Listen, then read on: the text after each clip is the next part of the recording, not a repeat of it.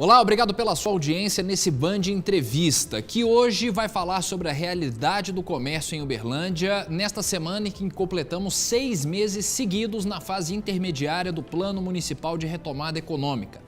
Contabilidade dos enormes prejuízos causados durante a pandemia, a chance de um futuro promissor em breve, esperamos, e como os órgãos que representam os lojistas da cidade se desdobram para tentar amenizar um pouco a situação de seus associados. E para falar com a gente sobre essa realidade, está hoje conosco o presidente da Câmara de Dirigentes Lojistas de Uberlândia, há 18 anos, engenheiro civil e especialista em marketing de negócios, Cícero Heraldo Novaes. Cícero, obrigado pela sua visita aqui aos estúdios da Band. Temos muito assunto para tratar hoje. Obrigado.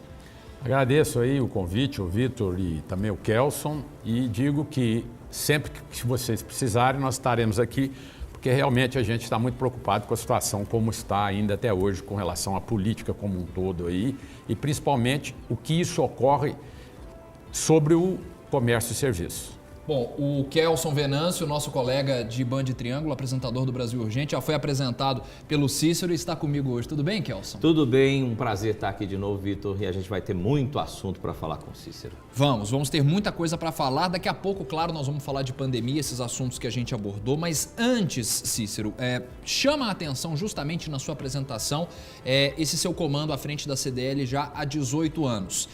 Acima de qualquer ponte entre o poder público e os lojistas, a CDL também se tornou um local de representatividade, de cobrança também de incentivos para esse setor produtivo.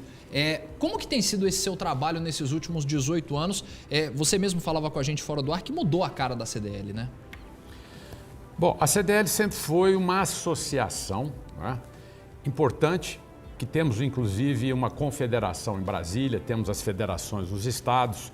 O sistema hoje deve ter acima de 1.500 CDLs funcionando em todas as cidades, de forma que o comércio e serviço, preferencialmente, porque isso aí não se limita só a esse tipo de atividade, precisa de apoio, precisa que tenha uma voz cobrando do Estado as melhorias necessárias para que a economia funcione. Nós então tentamos nos adaptar agora para que a gente possa nos postar de forma adequada neste momento que nós estamos passando. E outra coisa que eu gostaria também de colocar é que eu estou na CDL há um tempo maior, mas como presidente, exatamente há 7 anos. Uhum. Então são 18 anos como membro da CDL e presidente há 7. Sim, é porque antes a gente ocupou o cargo de diretoria, né, aprendeu mais um pouco sobre a situação, para depois, então, que me ofereceram um cargo de presidência e aí a gente resolveu levar isso a cabo, né? Cícero, você é um representante nato dessa classe aqui em Uberlândia, né? Não só nesse tempo todo que você está na CDL, mas você é empresário aqui na cidade, você conhece muito bem como é a vida de uma pessoa que luta para trabalhar, para gerar renda, para gerar emprego principalmente.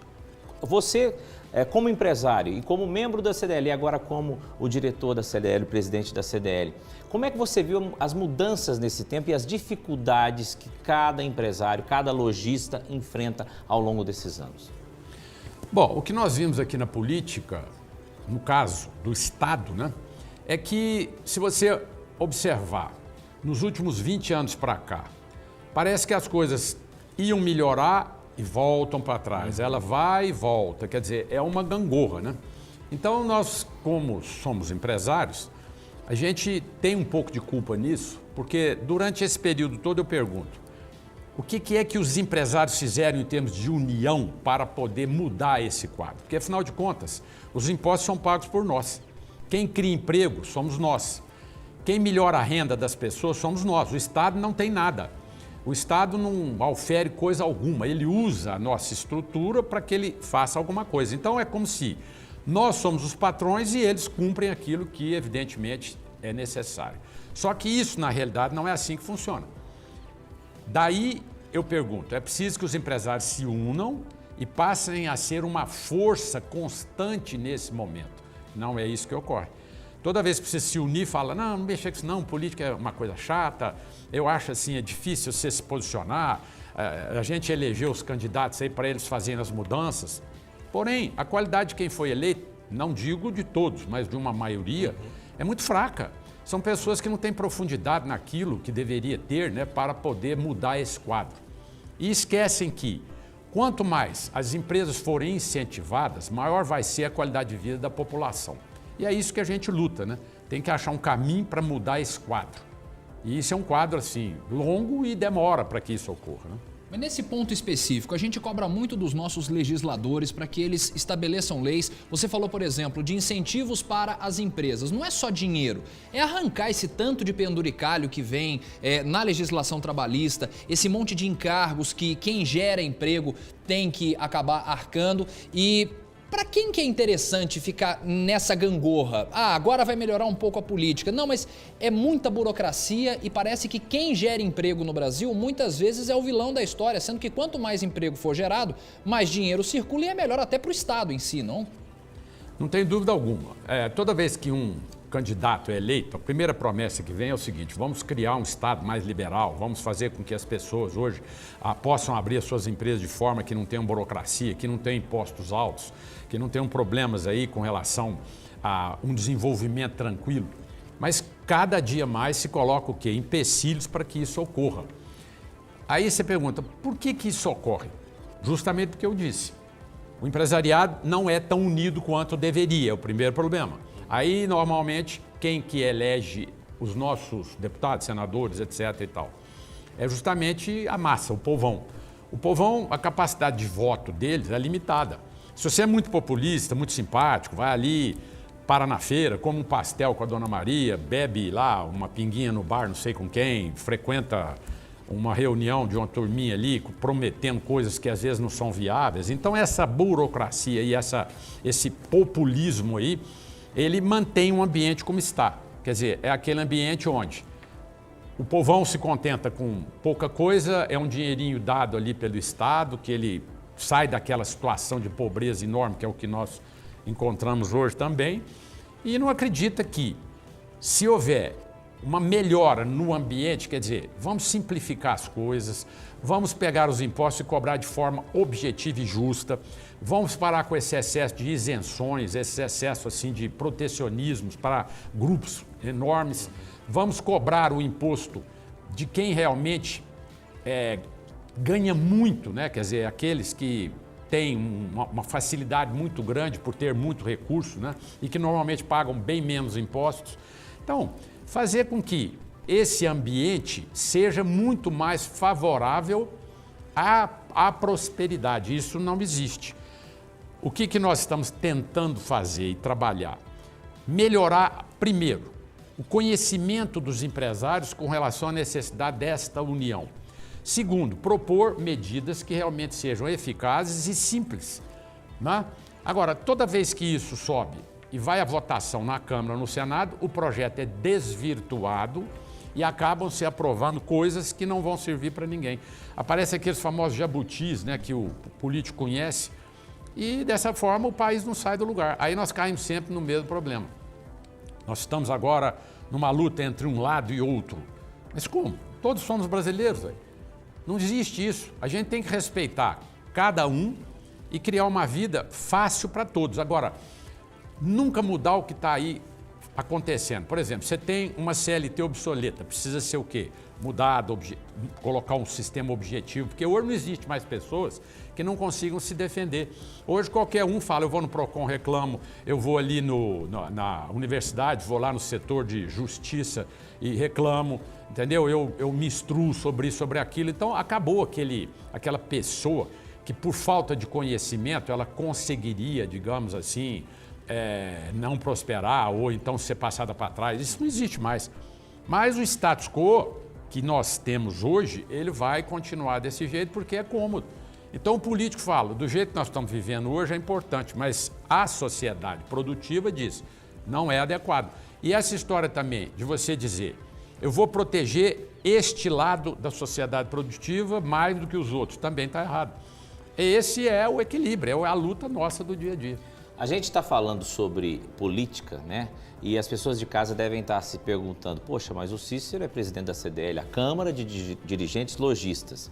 E aí pensa-se assim, mas tinha que falar sobre o comércio, sobre a situação do comércio. Mas não, tem tudo a ver a Câmara de Dirigentes Lojistas com política. E eu que já trabalho nessa área aqui em Uberlândia há pelo menos uns 25 anos, né, eu pude acompanhar o trabalho de vários e vários presidentes da CDL. E uma coisa que eu percebi é realmente no seu mandato que você incluiu mais essa questão, né, dos temas políticos dentro da CDL. Inclusive, fui convidado para participar de alguns debates na época de campanhas eleitorais para a Prefeitura de Uberlândia dentro da CDL. Agora eu te pergunto, Cícero, isso que você fez no seu mandato tem dado resultado ou realmente ainda está muito difícil justamente por causa dessa falta do compromisso dos lojistas, dos empresários e até mesmo das pessoas que trabalham nas lojas também? Olha, as duas coisas. Eu posso dizer para você o seguinte, a CDL hoje tem uma estrutura de comunicação muito boa. Ou seja, nós produzimos vídeos, a gente produz notícias, nós temos uma rede social ampla, enfim. Por que tudo isso foi implantado? Aí a pessoa fala, o que isso tem a ver com comércio, serviço ou que seja com economia? Tem a ver tudo. Porque é o seguinte, a economia é a chave para o país prosperar. É a chave para que as coisas aconteçam.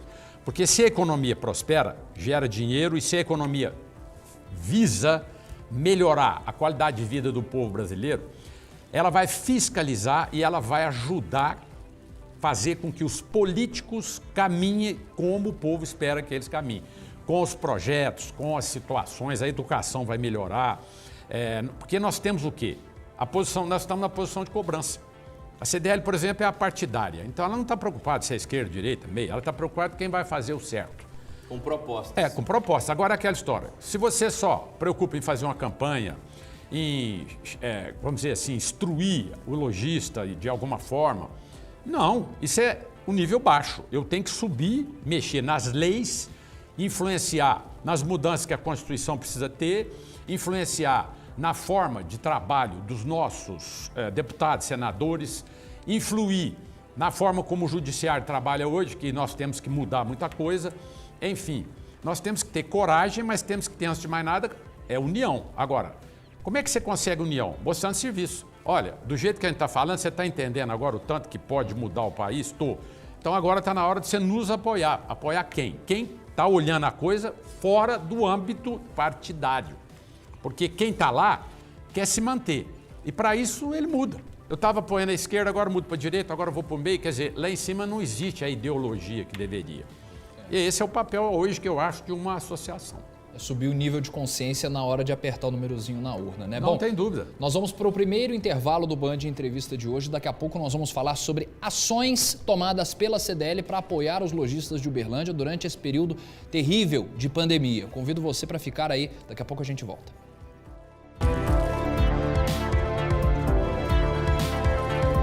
Band Entrevista. Oferecimento. Urca Renault. Conheça o novo Captur Turbo 1.3 com 170 cavalos. Para você que deseja homenagear amigos, familiares, equipe de trabalho, formandos e noivos, ou até mesmo fortalecer a sua marca agradando seus clientes com brindes finos e promocionais. Cobrimos ofertas no atacado. Casa da Homenagem, Avenida Cesar Alvim, 1216. Qualidade, tecnologia e design. A Urca Cherry somou tudo isso à melhor condição. Tigo 7. Com motor Turbo Flex de 150 cavalos e 5 anos de garantia com IPVA e emplacamento grátis.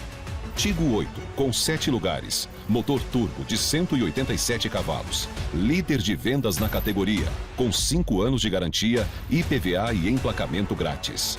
É a melhor tecnologia do mundo, na Urca Cherry. Um bom carro merece um ótimo tratamento. Com inovação, tecnologia e qualidade. A estética automotiva da Impertec trata seu carro como se fosse nosso e o devolve brilhando com a pintura protegida. Com películas solares, os estofados impermeabilizados, os bancos de couro hidratados e o tratamento autorregenerativo FEINEB. Traga seu carro na Impertec e viva a experiência do nosso atendimento único. Impertec Estética e Proteção Automotiva.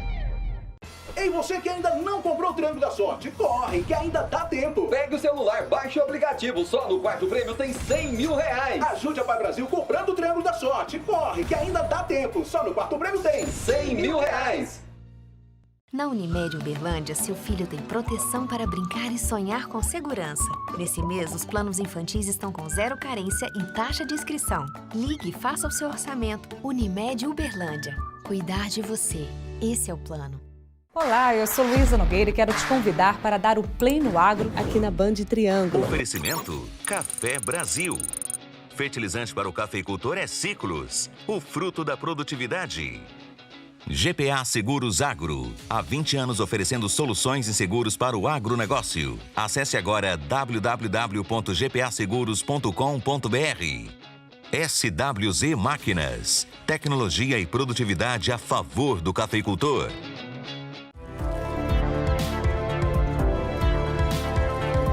O Band Entrevista está de volta na tela da Band Triângulo. Hoje estamos recebendo o presidente da CDL, Cícero Novaes. CDL aqui de Uberlândia, claro. Cícero, bom, agora vamos entrar no assunto pandemia.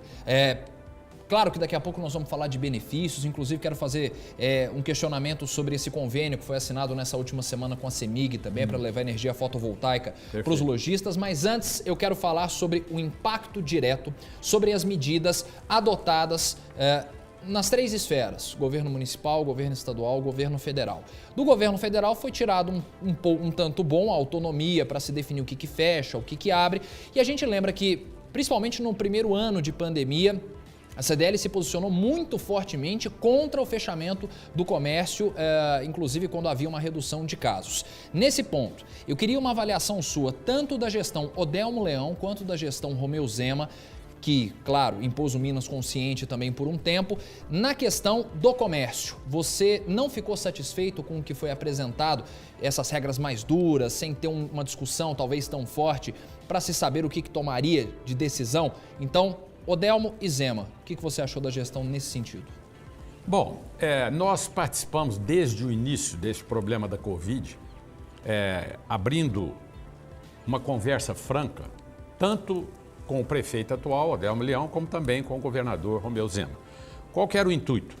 Por que está se imputando um fechamento em cima do comércio e serviços com, digamos, tão poucos dados para saber quem que era o culpado, não é, pela disseminação da doença? E o problema maior é o seguinte, isso não é culpa do prefeito, nem culpa às vezes do governador, não é. O que ocorre é que a própria medicina, quer dizer, as pessoas que entendiam ou que diziam que entendiam da doença, elas não tinham certeza do caminho a ir. Então eles diziam o seguinte, olha, o grupo tal diz que essa doença é perigosíssima e aí ela vai, vamos dizer assim, se disseminar de uma forma que nós não temos consciência e o mais certo é o quê? Fecha tudo, tá bom. Só que aí se você fecha tudo, você provoca uma crise enorme. E essa crise vai provocar desemprego, vai provocar uma outra crise pior e vai disseminar outras doenças que possam ser iguais ou piores do que a própria Covid. Então era necessário o quê? Calma, capacidade de diálogo e principalmente de verificar qual é o caminho. Você pode notar o seguinte, que a própria OMS não sabia direito como combater essa doença. E aí começaram a fazer aquela forma normal que ocorre nesses momentos de tentativa e erro. Tentativa e erro, para ver se acertava o caminho. Então, como ninguém tinha certeza de nada, a gente precisava ter o quê? Capacidade de união e reflexão sobre o melhor caminho para todo mundo. Aí nós procuramos, evidentemente, após o início do primeiro fechamento, que foi no mês de fevereiro de 2019, se não me engano. 2020, desculpa. Março de 2020. Isso. Porque no final de fevereiro é que determinou-se o primeiro fechamento. Aí o que nós fizemos? Vamos procurar um diálogo, né? Afinal de contas, a gente quer ajudar, mas nós temos a nossa forma de pensamento. Aí procuramos. Naquela ocasião, o Odelmo nos recebeu muito bem, a gente tem um relacionamento com ele assim, tranquilo, é um prefeito que procura fazer o seu melhor, nós não temos nenhum tipo de problema com a prefeitura. Mas nós dissemos, por que fechar agora no início? Não, porque isso aí é uma forma preventiva que aqueles que nos assessoram disseram que seria o melhor nesse momento. Aí nós dissemos, mas parece que já existe aí um comitê de enfrentamento da Covid montado. Quem é que está nesse comitê? Nós temos aí o Ministério Público, nós temos aí o comandante da Polícia Militar, do Exército, o comandante do Bombeiro e temos também um membro da Prefeitura, além disso, 1 ou 2 pessoas da área de Medicina. Aí eu disse assim, bom, esse comitê realmente eu concordo que é um comitê de enfrentamento. Mas para que se faça o decreto, que é a lei, é necessário outro comitê que ainda não foi montado. Então nós sugerimos que se montasse um comitê de aconselhamento para que o prefeito pudesse redigir uma lei que encaminhasse para o enfrentamento e aí a coisa fluiria melhor. Como que seria então esse comitê do enfrentamento? Metade de componentes da área de medicina com experiência. Não é só infectologia, são pessoas que estão acostumadas a trabalhar com volume de doenças, com pessoas, com isso, com aquilo. Então, 6, por exemplo, dessa área ficariam ali para defender o lado de como é que nós vamos combater isso aí. Mas pessoas que não têm só conhecimento científico, têm experiência também. Experiência aí de ter tratado muita gente, de ter consultório aí, de ter clínica, enfim. Tem muitas pessoas competentes nesse meio aí.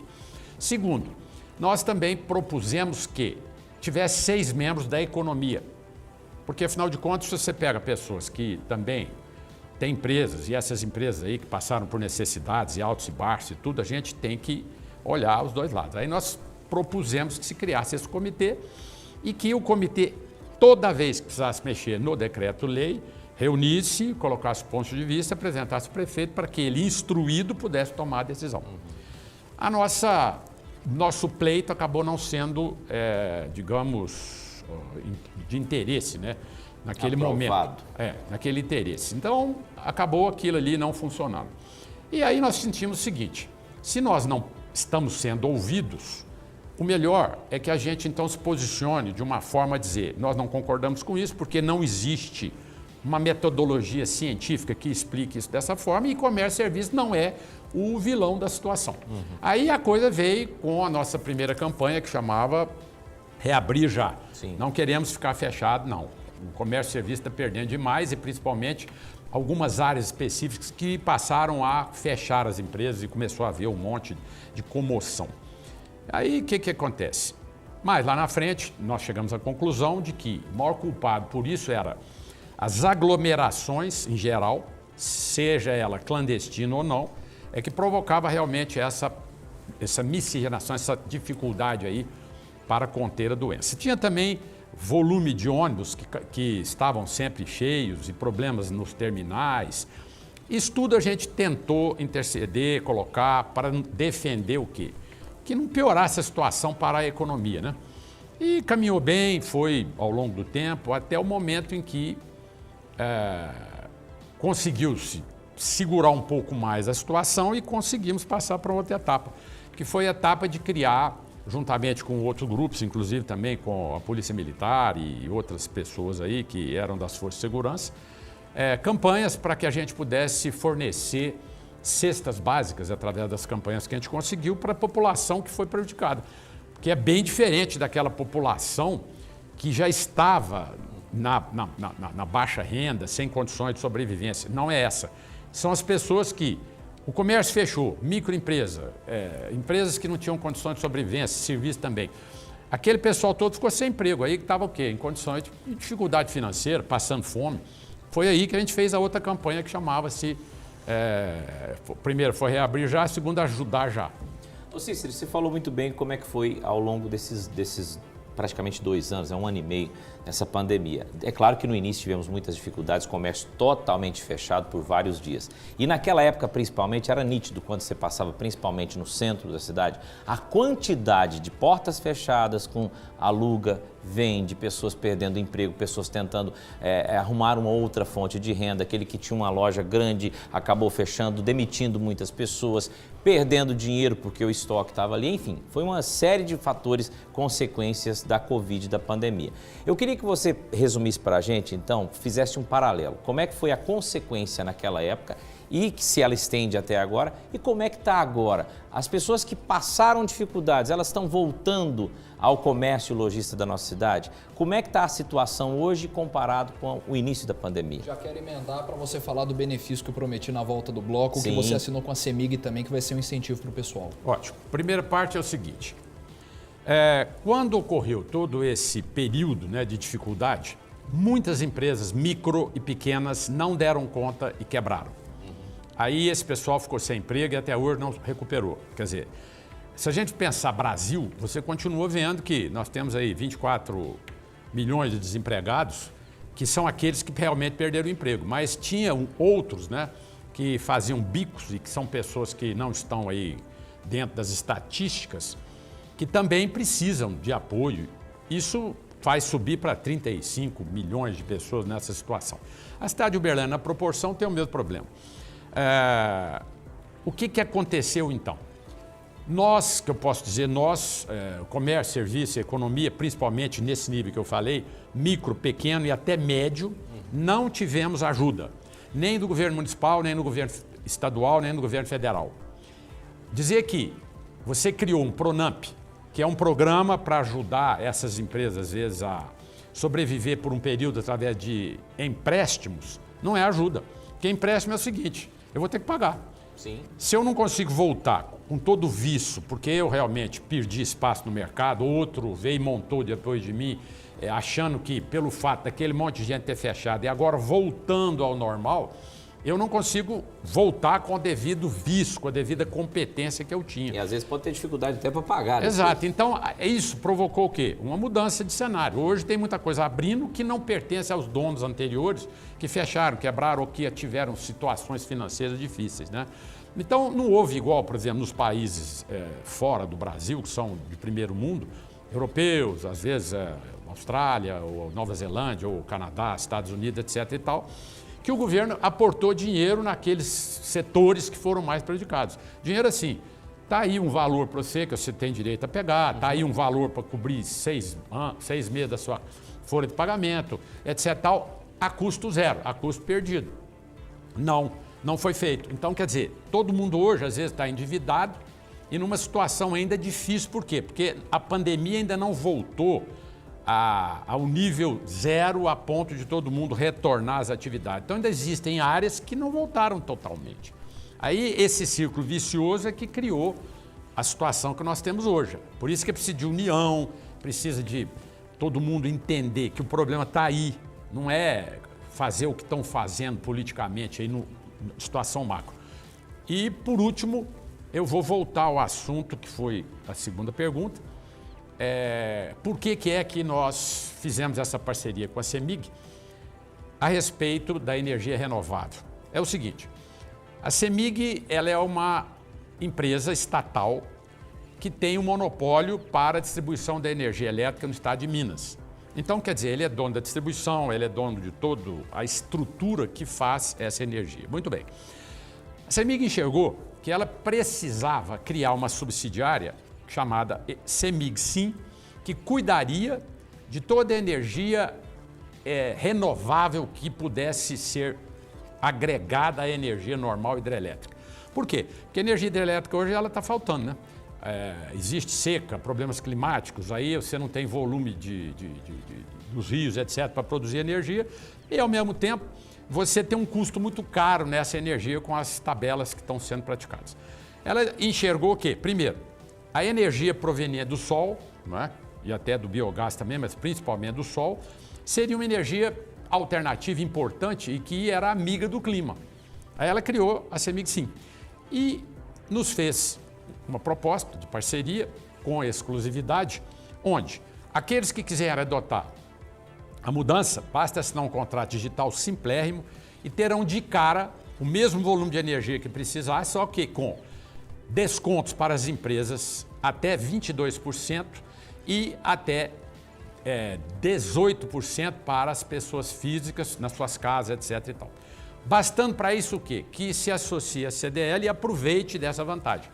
É muito dinheiro, ou seja, é um benefício muito grande para a população. Bom, tínhamos outros benefícios para abordar, mas o tempo infelizmente é curto. Como diz o Bagnete, a pauta é longa, o tempo é curto. Cícero, já está feito o convite para você voltar ao nosso Band Entrevista. Agradecemos, parabéns pelo trabalho na CDL e obrigado por estar conosco no Band Entrevista. Sucesso. Muito obrigado a vocês. Obrigado, estou sempre à disposição, porque eu acho que nós temos que ter um canal de comunicação com a população para que a gente realmente possa dialogar e mostrar com transparência, né, o caminho a ser seguido.